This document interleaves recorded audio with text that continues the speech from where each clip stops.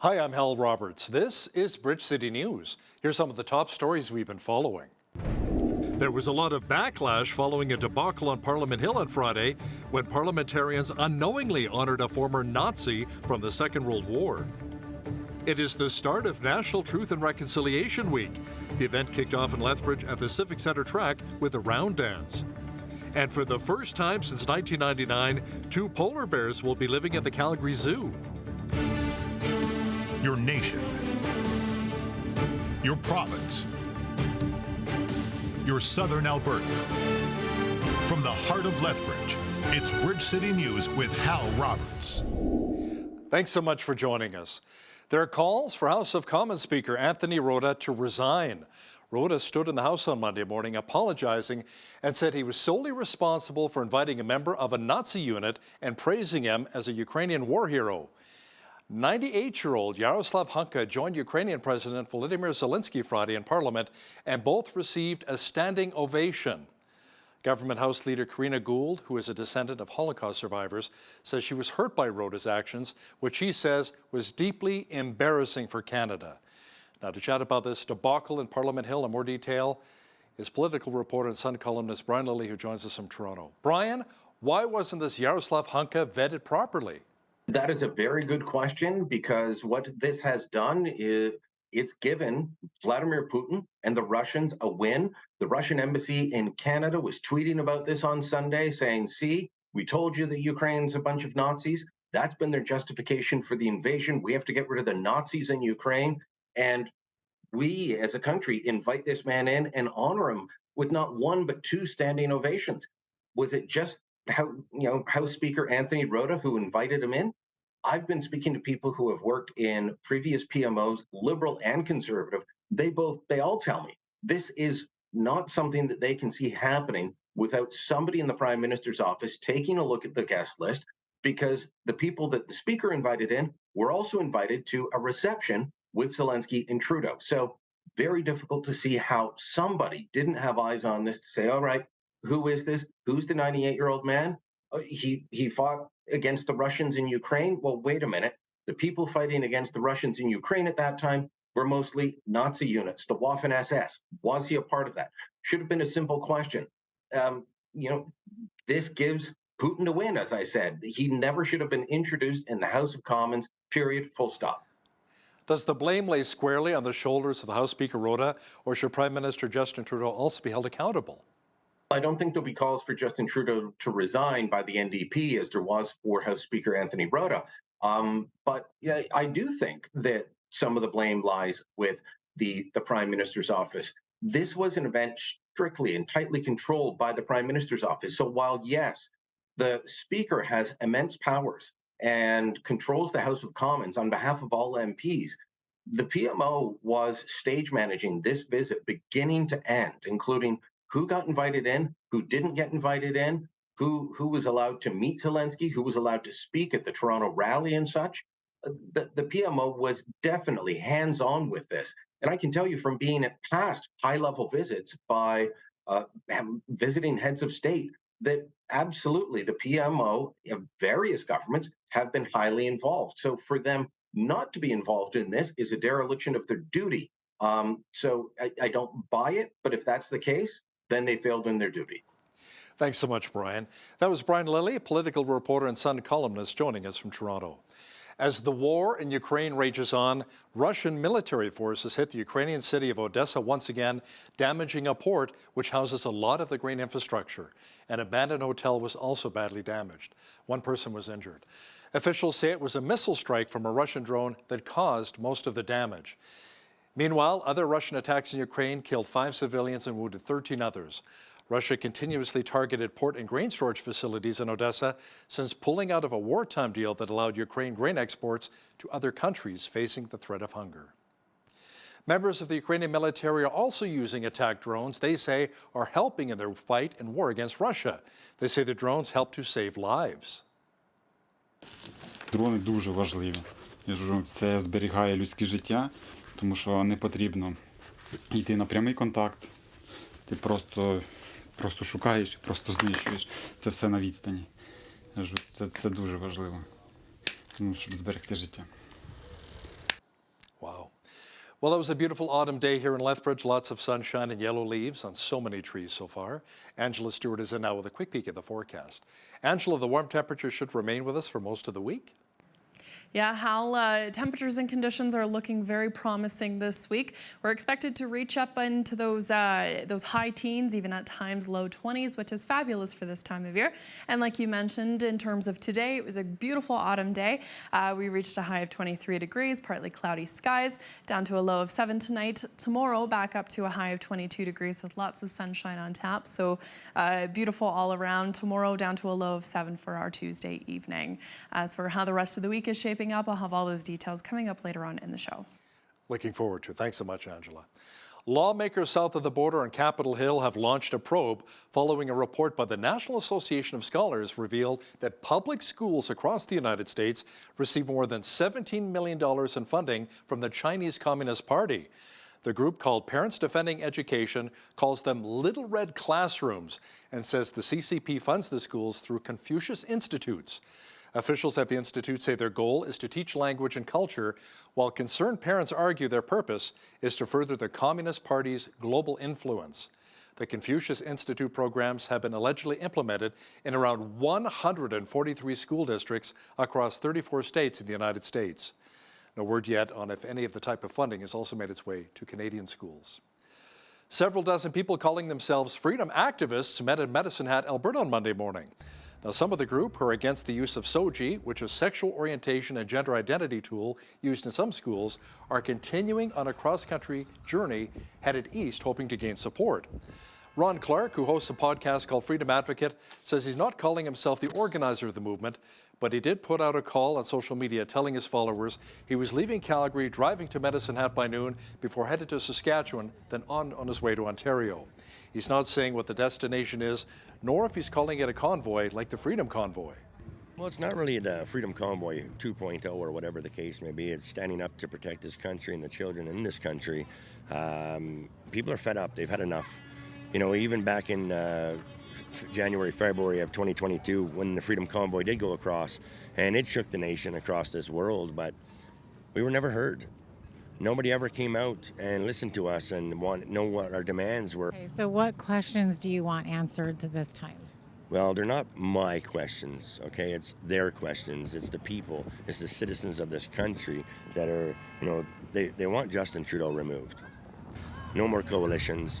They want transparency. They want the SOGI removed out of the school. So far, the group plans to make it as far east as Sault Ste. Marie, Ontario by Friday night. While this is the official start of Truth and Reconciliation Week in Lethbridge, a ceremony was held on Monday morning at the Civic Centre track featuring a very special round dance. As BCN's Micah Quinn explains now, local dignitaries and Indigenous leaders took part in the very special event.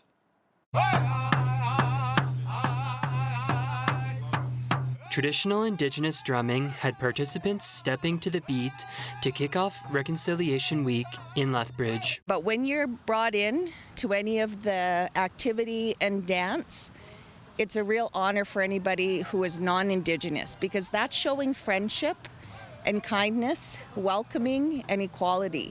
So those are some of the values that we're sharing throughout the week, and I would like to highlight in all the work that we do from the Indigenous Relations Office at the City of Lethbridge. This week is also about recognizing the survivors of residential schools and those who unfortunately did not make it home. Because there's not one Indigenous person who has not been affected by residential school. With their generations, those who don't speak our language, our Blackfoot language, or other Indigenous First Nations or Métis language. So it's important that we all recognize that there has been a disconnection from our culture. It is very intentional historically by the government. The Reconciliation Lethbridge Advisory Committee works together to bring forth important events like Reconciliation Week here in our city. We also are the voice that goes to council and says, these are the things that we've noticed. These are some of the gaps that we've noticed. As I said earlier, there's bold conversations yet to be had. And so it is, as a co-chair, it's my opportunity for me to stand in front of council and administration and say, these are some of the things we are working on, but we would also like to see this happen in the future. For a full list of events happening this week, you can visit our website. For Bridge City News, I'm Micah Quinn. A smudging ceremony took place at the University of Lethbridge, marking the official kickoff of the campus's Truth and Reconciliation Week. Kathy Hunt, who's an elder from the Kainai Nation, performed the smudging ceremony and prayed for all of the students and faculty. Hunt says some of her family members were residential school survivors, and she shared a lot of those stories with the students today. My mother was a residential school. She went. My maternal grandfather went to residential school, but my paternal grandparents didn't. So I was privileged to know both. But what I'm using today is my paternal grandparents, because this is my culture, my way of life. I just want to encourage all the students, to be open-minded, and as they say, sometimes truth hurts. You don't want to hear it, but there's a reason why. Maybe it's time to acknowledge it and learn, because sometimes it's not what you think it is. You're just healing. It's just healing. The university will be holding many events this week as part of Truth and Reconciliation Week. A full list can be found on their website. Lethbridge police confiscated an illegal firearm, lots of ammunition, and body armor during a traffic stop on Saturday night. Police say they also found a balaclava, handcuffs, and a baton in a vehicle that was originally pulled over for speeding by Alberta sheriffs around 11:30 p.m. on Saturday on Métis Trail near Jerry Potts Boulevard. The driver, who showed signs of being impaired, also refused direction to exit the vehicle. He was quickly arrested by Lethbridge police, who were later called. 32-year-old Jamie Kenneth Jensen of Lethbridge faces various firearms-related offences and possession of body armor without a valid permit. He was scheduled to appear in court earlier today. More peer support services are now being offered to first responders here in Alberta. Boots on the Ground, a confidential 24-hour-a-day peer support hotline, has officially launched in Alberta as of Monday morning. The organization offers support to responders like police officers, firefighters, paramedics, and nurses. It's a much needed resource and we are super lucky and honored that we get to serve those who serve, and all of us, all the volunteers at Boots on the Ground, are first responders themselves. So this is an additional duty that they take on, and they want to keep providing the service to their brothers and sisters in service, and help keep them safe, help keep those safe, and keep us safe. Around 2,400 calls have been made into Boots on the Ground since 2018. The federal government says we have to move to zero emissions, net emissions, by the year 2035. Alberta Premier Daniel Smith says that is not possible. Alberta's Environment Minister Rebecca Schultz agrees, saying the year 2035 is simply not realistic. I just don't think that we can, move to this 2035 arbitrary target with these massive costs to Albertans and Canadians, and especially when the reliability of our system is at risk. So, we'll start those conversations with the federal government, but, we really have to defend affordability and reliability for Albertans. Make sure you catch the full interview with Alberta Environment Minister Rebecca Schultz and BCN's Jeanette Rocher coming up after Business News. Manitoba NDP leader Wab Kinew pledged to improve highway safety in the province's north and to fund more staff and equipment at health facilities also in the region. Kinew was in Thompson campaigning ahead of the October 3rd election. Kinew says PC leader Heather Stephenson has turned her back on those in the northern part of the province. The Progressive Conservatives, meanwhile, stepped up attacks on Kinew, while at the same time promising to reintroduce legislation to expand liquor sales in Manitoba. In a release, the PCs also said they would stand firm that a search of a landfill for the remains of 2 Indigenous women has to be a hard no for health and safety reasons. 2 polar bears at Winnipeg's Assiniboine Park Zoo are about to head west to be part of a new exhibit at the Calgary Zoo. Baffin and Sikhu were orphaned before their first birthday and were found wandering near Churchill, Manitoba. The Calgary Zoo built a new facility for the pair, and they'll be the first polar bears to live in Calgary since 1999. Staff at the Assiniboine Park Zoo hosted a farewell party to say goodbye to the bears. A tentative deal was reached to end the writer's strike in Hollywood. The 3-year contract agreement must still be ratified by the Guild's board and members before the walkout officially ends. There is no deal yet for the actors. The screenwriter's strike has lasted nearly 5 months. Now, terms of the new deal were not immediately released. A tentative deal to end the last writers' strike in 2008 was approved by more than 90% of its members. As a result of the recent agreement, nightly network shows, including The Tonight Show, could return to air within days. Well, it was another beautiful fall day across much of southwestern Alberta, and the warm temperatures will continue.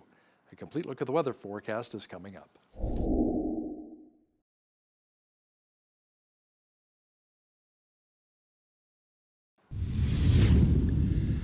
It was a beautiful day for a walk through the coulees here in Lethbridge, or maybe a hike along the Old Man River.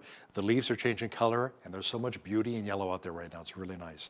Angela Stewart is in now with all of the weather details. Angela, will the mild temps be sticking around for most of the week? Yeah, Hal, so those mild temperatures that you mentioned will be sticking around for the remainder of the week before cooling off slightly. Starting this weekend, there is some light rain in the forecast, but not too much, so it's good news there. Up to 22 degrees tomorrow for Tuesday, and then lots of sunshine for the remainder of the week. 19, 17 for Wednesday, Thursday, Friday there. Light rain, like I mentioned, there's only about a 30% chance for Saturday, so not too bad. And then 18 degrees with partly cloudy skies on Sunday, rounding out our weekend. So all around is looking great. 18 degrees is the average high for this time of year. Average low is 4. 33 degrees was the highest temperature recorded back in 2001 on this day. -9 was the lowest temperature back in 1972. Our sun rose at 7:22 this morning, expected to set at 7:23, so that puts us at about 12 hours and exactly 1 minute of daylight today.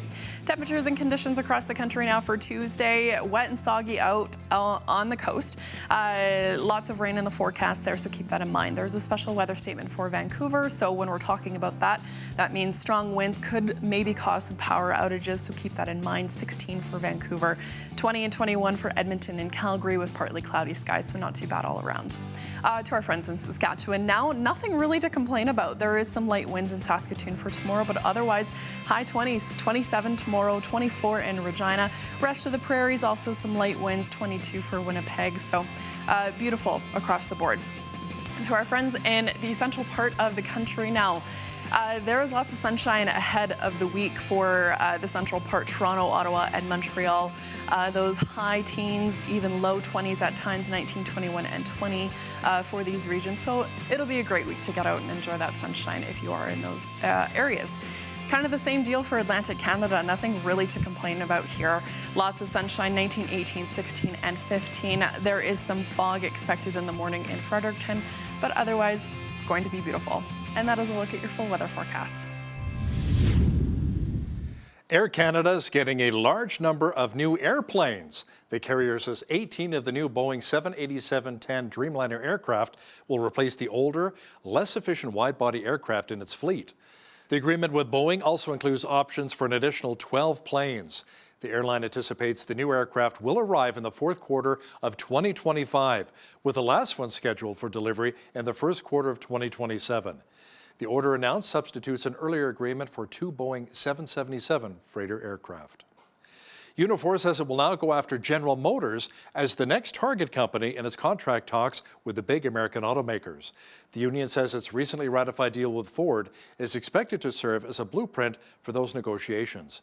Unifor announced over the weekend that workers voted 54% in favor of the new deal with Ford. The agreement includes wage hikes, pension and benefit improvements, and special EV transition measures for workers at Ford's assembly plant in Oakville, Ontario. Now, you may wonder why General Motors. I'm going to tell you. Just as we had with Ford Motor Company, we hold a lot of negotiating leverage with GM right now. Their Oshawa facility is working around the clock, producing very lucrative pickup trucks. The St. Catharines engine and transmission facility, like Ford's powertrain operations, is a linchpin for GM's North American operations. Our Woodstock distribution center is also a key element of the company's parts network. I don't expect this to be an easy round of bargaining. And I want to make sure our union is best positioned to move this pattern forward for the benefit of all our members, active and retired. Screenwriters union leaders and Hollywood studios have reached a tentative agreement to end a historic strike after almost 5 months. Actors, however, remain on strike, but movement on the writers' demands could mean that the actors will find a resolution soon as well. The Writers Guild of America announced the deal in a joint statement with the Alliance of Motion Picture and Television Producers. The writers walked off the job over issues including the number of staff members on shows, long-term payment for their work, and the use of artificial intelligence in scripts. Now, here's a look at today's markets. The TSX was up 20 points on the day to finish at 19,800. The Dow was up 43 points to 34,006. The S&P 500 was up 17 on the day to 4337, and the Nasdaq was up 59 points to 13,271. West Texas Intermediate Oil was down 15 cents to 89.88 US per barrel. Natural gas was even on the day at 263 US. Gold was down 9.31 to 1915.92 US an ounce, and silver was even at 23.14 US an ounce. Feed wheat is at $9.58 per bushel, barley's at $7.32, canola's at $16.19, and corn is at $8.89 per bushel. Live cattle October contract was up 13 cents to 53.83. Feeder cattle were down 23 cents to 253.88, and lean hogs were unchanged at 81.53. The Canadian dollar was even over the past 24 hours at 74.33 US.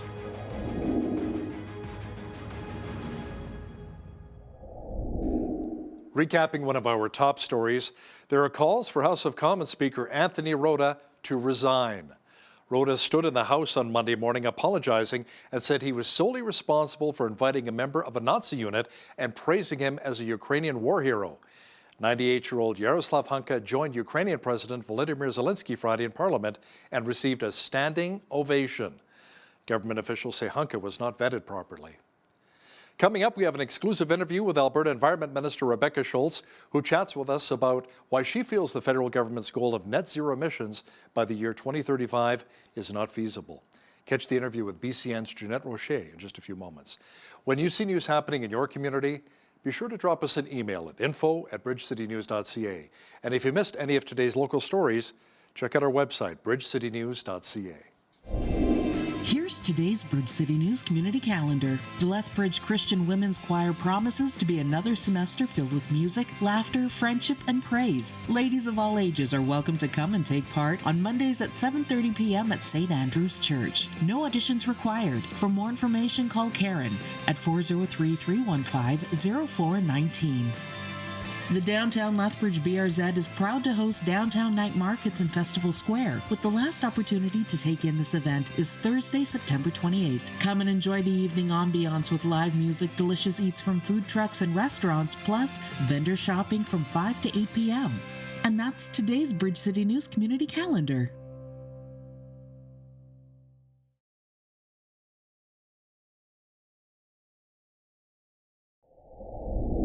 The United Conservative Party has imposed a 6-month moratorium on green energy products, such as wind and solar projects here in Alberta, but it's come under a lot of criticism by the opposition NDP and some of the energy sector.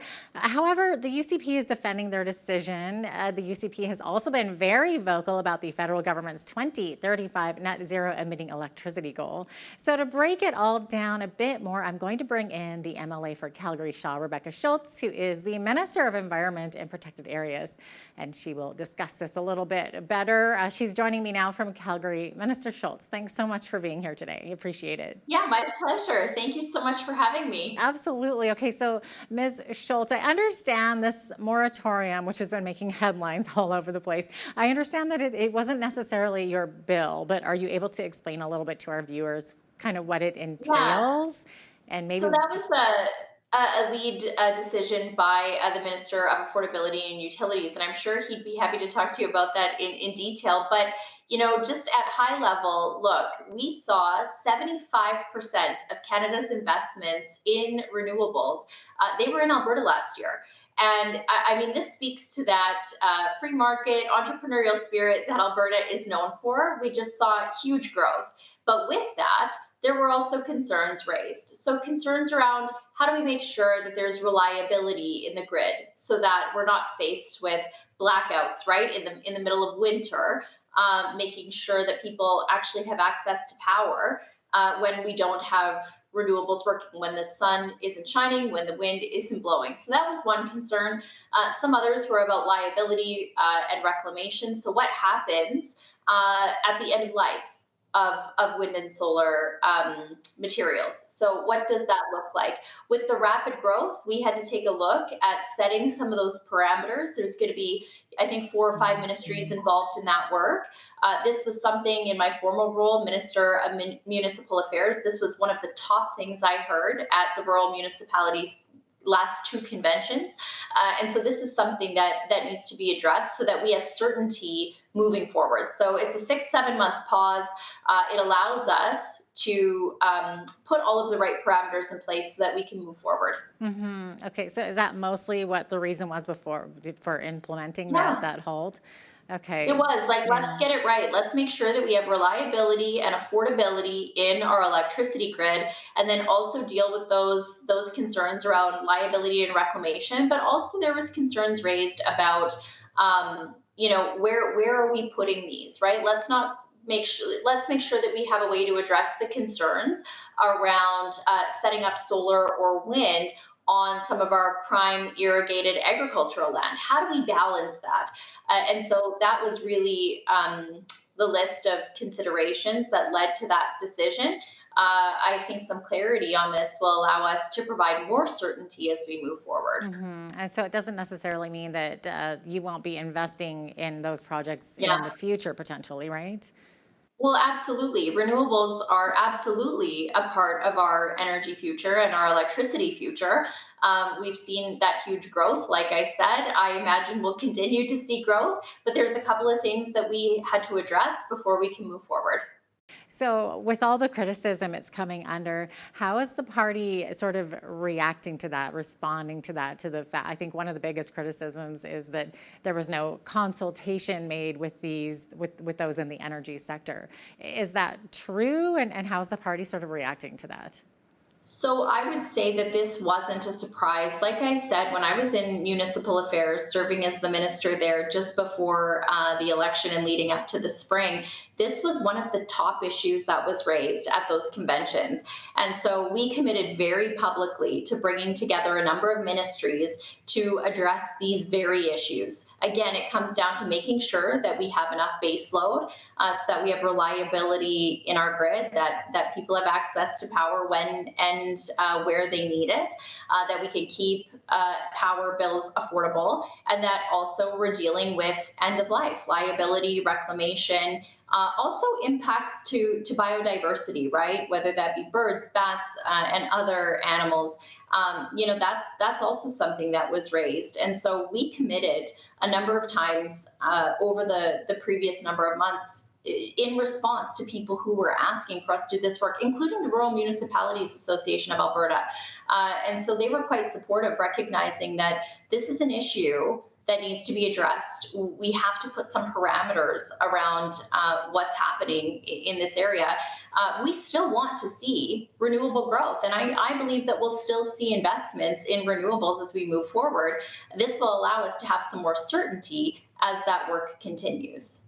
Okay, so is this government considering alternative renewable energy sources like hydroelectric or geothermal, even nuclear as alternative investments? Absolutely. Yeah. Yes. And so this actually leads into the discussions that we're having with the federal government around the clean electricity regulations, because our response last week when we saw the draft regulations, I mean, first of all, it was a lot of concern, right? This is a huge cost for taxpayers. Cost estimates have put this at over $1 trillion. $1.7 trillion is what one estimate has the cost of this plan put at. Somehow, somebody is going to have to pay for it, and it's going to be Albertans and Canadians, either on their power bills or through their taxes, right? This is a huge amount of money in a short amount of time. There's a huge amount of infrastructure needed to even get there. A lot of the technology hasn't yet been tested or doesn't exist. And you're exactly right. For Alberta, this is not an either-or discussion. We will continue to need natural gas, and that obviously is needed to make sure that we have base loads so that people can, in fact, turn on their lights in the middle of winter. But that we also want to look at CCUS for natural gas, making sure that we have an opportunity to look at hydro. Obviously, we don't have the same level of hydro as some other provinces like Quebec, which puts Alberta, Saskatchewan, and some other provinces. I think there's 5 provinces now that have just said, wow, like this is near impossible. We don't have that hydroelectricity, but we would like to look at it. We'd love to look at small modular reactors. Premier has been very clear that our approach is to look at all the above. It's not an either or, and renewables will of course be part of our mix moving forward.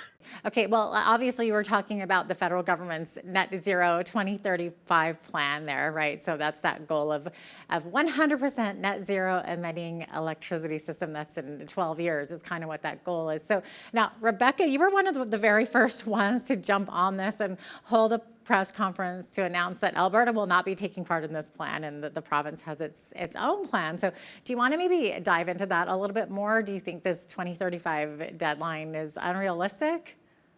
It is. It's completely unrealistic. It's also unconstitutional for the federal government to dictate to provinces how we meet our own goals and how we develop our resources and how we generate our power.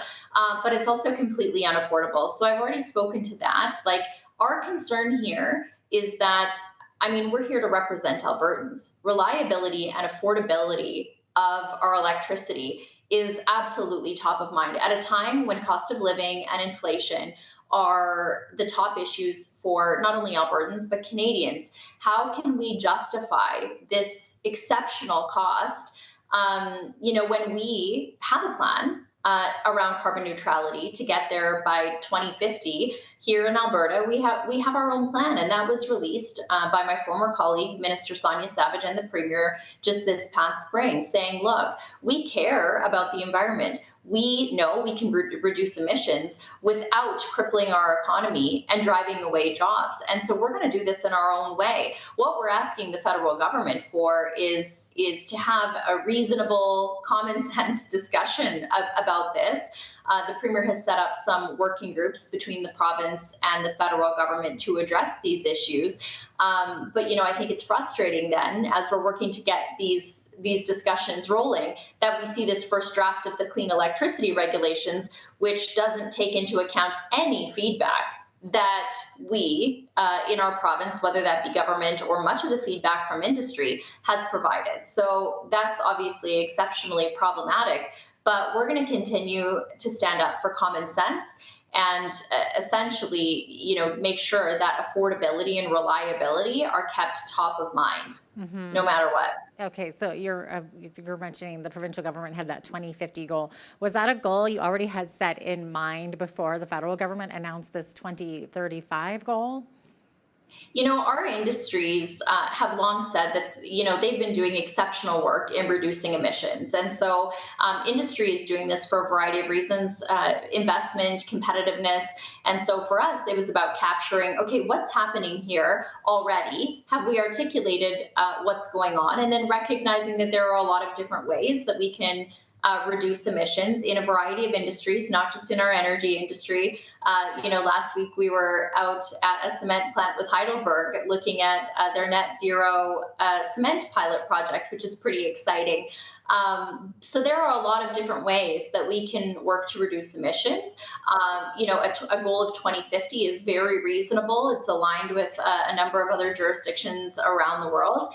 And, I just don't think that we can move to this 2035 arbitrary target with these massive costs to Albertans and Canadians, and especially when the reliability of our system is at risk. So, we'll start those conversations with the federal government, but, we really have to defend affordability and reliability for Albertans. Okay, now the Alberta government has long fought back legally against federal rules that it doesn't like, and you've also passed the Sovereignty Act. So is there any way that we could see this act come into play here in regards to this net zero emissions?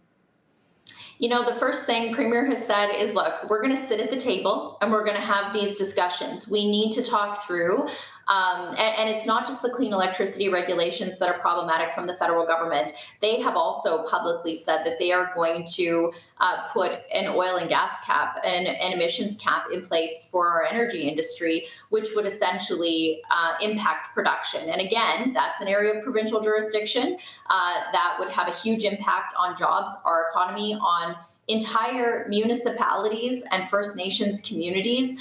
That's also not something that we will accept. So those are the types of things that we're going to be discussing with the federal government. So we'll start there.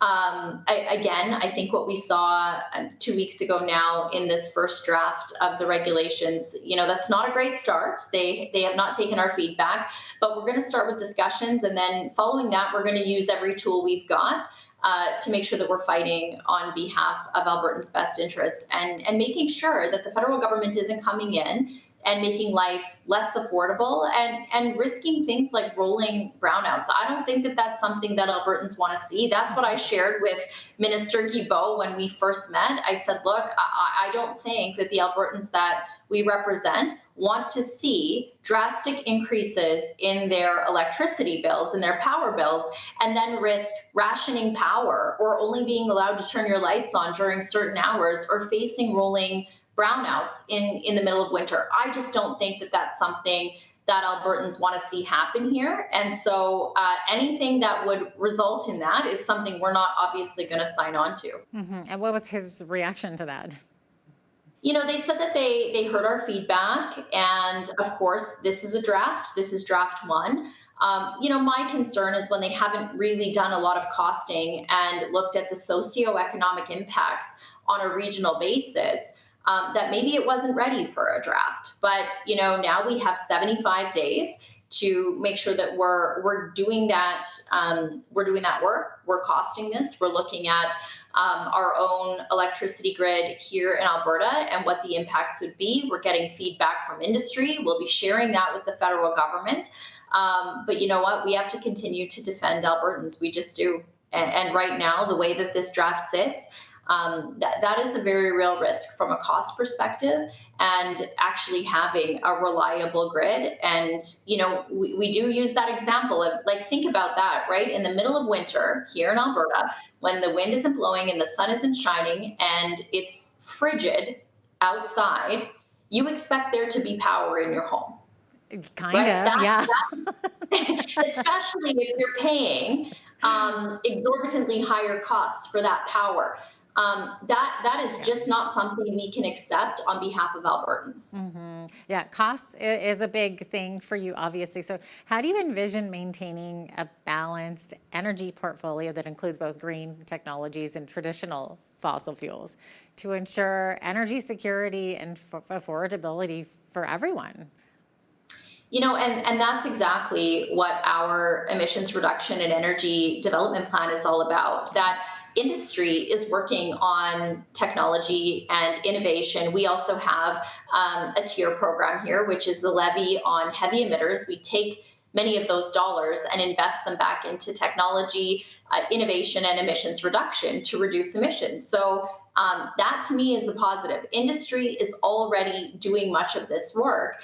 And, we want to make sure that we're supporting that work. And 2050, in terms of carbon neutrality, that's our aspiration here. That's a lot more reasonable goal than 2035. We still will need natural gas here in Alberta. And, to really summarize, the federal government says, well, our draft regulations will still allow for natural gas. Kind of, right? They've also put in place a provision for 20-year end of prescribed life. Who's going to invest in that type of infrastructure when it can only be used for 20 years? Right? That just doesn't make sense. And you can't just build a natural gas facility, take it out of the cupboard, use it in the middle of winter when you don't have enough renewable baseload, and then put it back. That's just not economical. It doesn't make any sense for companies to do that. And so what we're saying is we have a far more common sense approach where we can continue to see economic development, growth. We don't want to put people out of work. We don't want to essentially, phase out the livelihoods of entire communities. And that's what we're facing here with what the federal government has put forward. So we'll start with those discussions. But as Premier has said, like, we'll use every tool that we have to make sure that we're able to advocate for Albertans and look out for their best interests. Thank you so much. It looks like we're out of time here, but Minister Schultz, thanks so much for joining me today. I do appreciate it.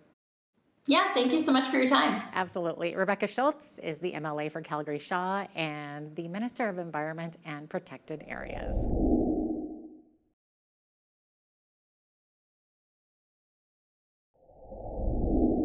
You know, rules certainly are a necessary part of life. However, sometimes we can lose perspective with too much focus on rules and not enough on the relationships around us. Joining us from Charlotte, North Carolina to discuss this and more is David Hoffman. He is a former economist and is now one of America's top realtors, and as of a week ago has authored the book Relationships Over Rules: 7 Principles to Lead Gracefully and Love Generously. David, welcome to Bridge City News. Thank you for having me. So David, can you tell us the meaning behind the title of your book and what sparked you to write Relationships Over Rules? Absolutely. So the rules of the world always tell you what's not possible. You know, if you're new to a town, you can't reach your true potential in your business. You can't reach your dreams. If you came from abuse, you're going to abuse. If you came from neglect, you're going to neglect. If your parents were divorced, you're going to be divorced. You can't do what someone else has never done before. The rules tell you that your past is who you are. But with the relationships in your life, starting with God in the center, you can overrule those rules. God helps to empower you with the people he puts in your life to reach any possibilities. And so for me, I found that the adversity I faced as a child, the world says that's all you're going to be, and that your past is who you are. But I have found that that adversity has actually given me perspective to be grateful for so much that God is doing in my life. And because I never had relationships, I really value them. And that is, your past does not dictate your purpose any more than it defines your potential in life. And so there's so many rules for all of us that the world say, you can't do this, this is impossible. You know, Philippians 4:13 says, I can do all things through God who strengthens me. It doesn't mean that I can slam dunk a basketball. But what it does mean is that with God in the center and the relationships that he puts in your life, you can reach your true potential and the purpose he has for you. You know, the rules say that when the transaction's over, to move on to the next. But with a real relationship, the relationship begins when the transaction ends. Hope this makes sense. Now, you had a difficult childhood, including your father separating you from your loving but physically disabled mother. How did she exemplify a godly attitude despite her challenges? Absolutely. And I didn't find God until I was almost 30 years old. But my mother had multiple sclerosis. And so when she delivered me, she was warned that if she delivered me, she may die, she may be paralyzed. And sure enough, she became a paraplegic. And so when I was 2 years old, my father took me away. And so I had a challenging childhood like many. But when I would visit my mom 4 or 5 times a year, she was always full of life, so positive, never complained once. To the day she died, she never complained once. You know, my one regret in life is I was 23 and I was on the phone with my mom. She was in New York City, I was in DC. And like any mom, she seemed really proud of me. But because of my childhood, I was very self-righteous for many years. I was very selfish. And so I told my mom I was going to visit her. 2 weeks later, she passed away. Now, I won't know until I get to heaven if she knew how sick she was and didn't want me to worry, or if she didn't know. But my one regret in life is not being able to say goodbye to my mom, because she always exemplified everything that is good in this world. She's such a great example of the God that I serve. She was always happy. On the phone, she was happy. When I would visit her 4 or 5 times a year, if she was here today, she would look like you or me. You sitting behind that desk, the aide would put her in a chair and she had a big smile. She didn't show being the woman who lost her health. She didn't show as the mom whose only child was taken away from her. You know, as a father of 3 kids now, I can never imagine the strife in my mom's life, but she never showed it to me. She always just had positivity. And for me, that has given me that perspective that came from adversity has given me a lot of gratitude. And I think that came from my mom. She faced immeasurable adversity, but I think she had perspective that at least she had a little boy and that I was being provided for. Now, I didn't tell her about some of the strife in my own life. I didn't want her to worry, but I did want to spend as much time with her as possible as any little boy would want to. Now, why do you believe your childhood challenges gave you the determination to never give up, and put other people first? Absolutely. So first and foremost, as a little boy, I had a work ethic that came from wanting to make some money to buy myself some food. And so I learned that at a young age. Because I had little, I was grateful for much, and I was grateful for anything. And so when you don't have a lot, that's when you have that unique perspective to be grateful for anything that is given to you. And so I learned that at a young age. But also, the only real relationship that I had was with my mom 4 or 5 times a year. My father was absent. The house just didn't feel like it had a lot of love, at least for me. Even some of my best friends one year, and I'm trick-or-treating, and they're throwing eggs in my house because it wasn't cool to be my friend, because I was the weird kid. I'd spent a lot of time in my room. I didn't have a lot of authentic relationships, so I craved them. I always craved that opportunity to show someone that I could be their friend. I wanted that love, and I wanted to give more than I take with that love. And so a lot of times people will ask me, where did all these relationships come from? Where did this passion for relationships come from? And the answer is not having it. So my mom gave me all the positivity and examples of how to love someone unconditionally, and the lack of relationships gave me the perspective to be grateful for any relationship that was put in my life. I relate to what you said so much because I had a similar childhood where I didn't have those authentic relationships with friends. And I even recall my house being egged in on Halloween one year. But moving on, your wife also endured childhood trauma, and together you suffered 2 miscarriages. How were you able to rely on God and heal your wounds and not lose hope? Yeah, absolutely. So my oldest son is a honeymoon baby, and my younger son came after those 2 little girls that didn't make it here on earth. And we thought we had lost him too, but God said, no, he's here. And so we never gave up hope. Actually, just yesterday, we took custody of a precious little girl named Isabella, who was almost 10 years old. That's another but God story. My pastor always reminds me it takes more faith to not believe. And so, yeah, when my wife, had her own physical challenges too, but she never gave up hope. We never gave up hope with our challenges with delivering, and we just stay focused on God. He provides. He provides.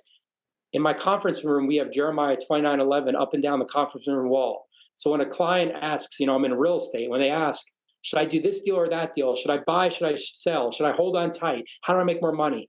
We point to Jeremiah 29:11 because he has a plan he knows for us to prosper and not be harmed. And when you stay fixated on him, when you don't focus outside of God in the center, he provides on his time. Now, you write that adversity can create gratitude. Can you share how you learned this lesson and how Joseph's life was an example of this? Yeah, absolutely, absolutely. And Joseph, Paul too. To be honest, I've become a real big fan of Paul in my older years, because I think about, what is harder than living in a prison. But when you have God, you can overcome anything. When it goes back to the adversity, I've got 2 boys and now a precious little girl who's actually my oldest, and I didn't know her 3 months ago. My biggest focus on them, not fear, but focus, is, and my wife's same, is to ensure that they have gratitude. For them to have everything we didn't have, but also for them to not be entitled. And so for me, having adversity, having little, not much time with my mom, not a lot of friends and relationships, not unlimited food and access to a lot of the things that most of my friends had every day living in middle class America, I had a unique perspective from my bedroom where I spent most of my time of whatever I got was a lot, even very little. And so I just became very grateful. Now, I didn't find God until I was almost 30 because I blamed him for so much loss and strife in my life, but I was grateful for the little I did have. And I think Paul is a really good example of gratitude as well. He was imprisoned, yet he still wrote 2/3 of what is now the New Testament. What are some of the 7 principles you offer to create authentic relationships both personally and professionally? Absolutely. Growing up, I was heard no all the time. I could say, "Is my name David?" No. Can I turn the light on? No. Can I go downstairs? No. Can I do this? No. What about this idea? No. And so now my goal is to find the yes, but find the right yes.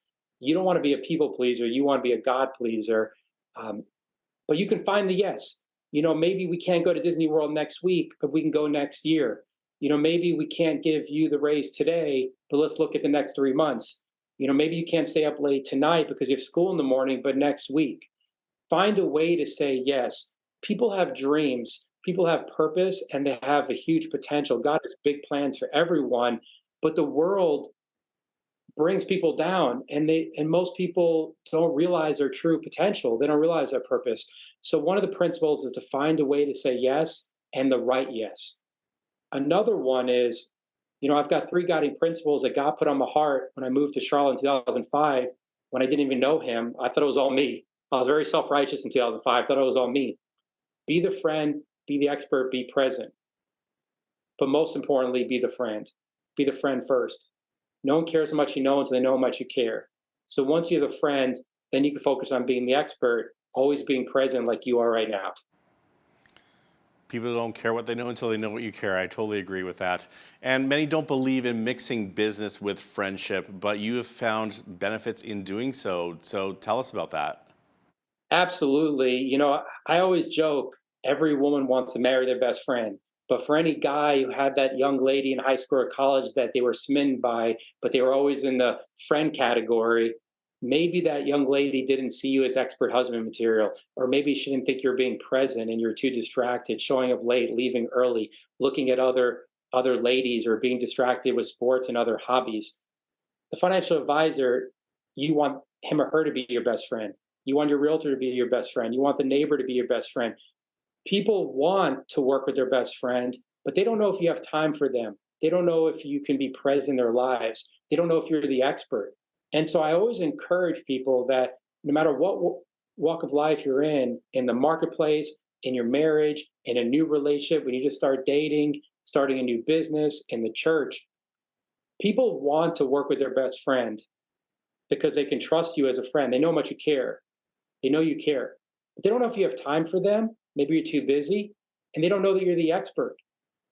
And so when someone doesn't pick you, it's usually, and I'm looking in a mirror when I talk through a window lens with you, it's, "David, we decided a long time ago we don't want to mix business and personal. It didn't work out last time." And that's not a referendum on me or them. It's on, we're not sure you have time for us, or we're not sure you're the expert in the field. And so you have to show them you're the friend, but then when they reciprocate, you have to show them that you are present, you have enough time for them. A lot of people in the marketplace and in business, they create busy work to seem successful. But what happens is their friends go away. They go dark because they think you don't have time for them. Or you start a new field, and on day one, you go through your Rolodex and you call everyone you know, and you're like, "Hey, I just got my real estate license last week. I just got into politics last Tuesday. Pick me, hire me." And they're like, "Hey, I love you as a friend, but if this doesn't work out, we're going to lose our friendship." And the big if is because deep down, they're not sure if you have time for them, or they're not sure that you're the expert. But if they know you have time for them, if they know you're the expert in your field, and they know how much you care first and foremost, then who doesn't want to marry the best friend? Who doesn't want their financial advisor to be the best friend? Who doesn't want their school board member to be their best friend? They want to be close to their best friend. They just don't know if you have time for them. They don't know if you're a priority, and they don't know if you're the expert or if you're faking it till you make it. Does that make sense? It does, yeah. So now you're the founder of a successful real estate company.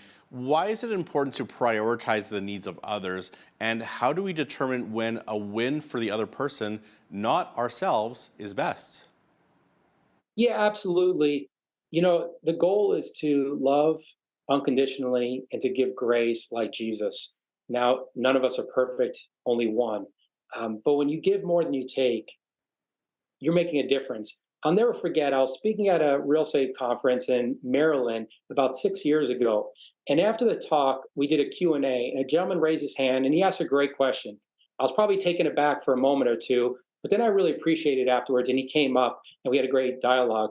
He said, David, this sounds nice, maybe a little airy-fairy, definitely warm and fuzzy. But what happens if you just help a lot of people, but no one ever picks you to buy or sell a home? And that could be for any walk of life, whatever your business is, whatever your marketplace is. And I said, that's a great question. If I never help someone buy or sell a home, and I just help a lot of people, well, then, you know what, that was God's plan for me. And that's even a better option than just selling a home or buying a home or making a quick buck. God had bigger plans. He came up after the talk and he said, thank you. And I said, why? He's like, you just allowed me to drop my guard. I was chasing the next deal. I was building real relationships, but as soon as I got paid, as soon as I took that address off the whiteboard, it was next. It was next. It was next in my dating. I never went deeper. I never focused on the covenant of a marriage. It was always next on Tinder. It was always next online. I was always seeking out next. But the transaction ends and then the relationship begins. That's not when the relationship ends. It doesn't start until the transaction ends. A real relationship is when you give without needing to receive.